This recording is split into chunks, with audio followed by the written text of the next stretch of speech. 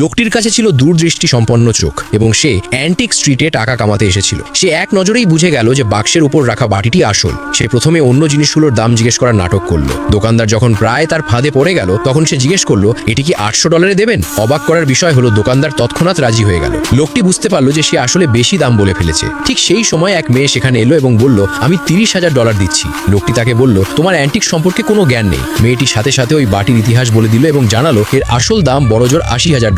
লোকটি তখন একটি সুই দিয়ে বাটিটি ঘষতে শুরু করলো। কিছুক্ষণের মধ্যেই বাটির আসল রূপ বেরিয়ে এলো। তখন এক বিশাল ধনী ব্যক্তি $1 মিলিয়ন চেক বের করলেন এবং লোকটিকে তার সাথে কাজ করার প্রস্তাব দিলেন। লোকটি উত্তরে বলল, আপনার অ্যান্টিক সব থেকেই আমাকে একটু আগে বের করে দেওয়া হয়েছে। সে আরো জানালো যে দোকানের ম্যানেজার পুরো দোকানটি নকল অ্যান্টিক দিয়ে ভরে ফেলেছে। পরের মুহূর্তেই টাইকুনের বডিগার্ডরা গিয়ে দেখলো কথাটি একদম সত্যি। পরের দিন তারা দুজনেই রোস্ট মার্কেটে গেল, পাথরের বাজারে। মেয়েটি লোকটিকে সবার সামনে লজ্জিত করতে চেয়েছিল, তাই সে বলল, এমন একটি পাথর বেছে নাও যার ভেতর থেকে মূল্যবান জেড বেরোবে। লোকটি তার দূর দৃষ্টি দিয়ে দেখলো এবং এমন একটি পাথর বাঁচলো যার ভেতরে সবুজ আলো দেখা যাচ্ছিল। সে দোকানদারকে পাথরটি কাটতে বলল। পাথরটি কাটতেই ভেতর থেকে আসল জেড বেরিয়ে এলো। আশপাশের লোকেরা সাথে সাথে $1 মিলিয়ন ডাক দিল। শেষ পর্যন্ত লোকটি সেই পাথরটি মেয়েটির কোম্পানির কাছে $3,20,000 বিক্রি করে দিল। উভয় কোম্পানির ম্যানেজার তার দক্ষতা দেখে তাকে নিজেদের দলে নেওয়ার জন্য প্রতিযোগিতায় মেতে উঠল। লোকটি বলল, আমি আরো একটি পাথর কাটবো। এরপর সে অন্য একটি জায়গায় গেল এবং দেখলো যে সেই পাথরটি আগেরটি চেয়েও কয়েক গুণ বেশি মূল্যবান।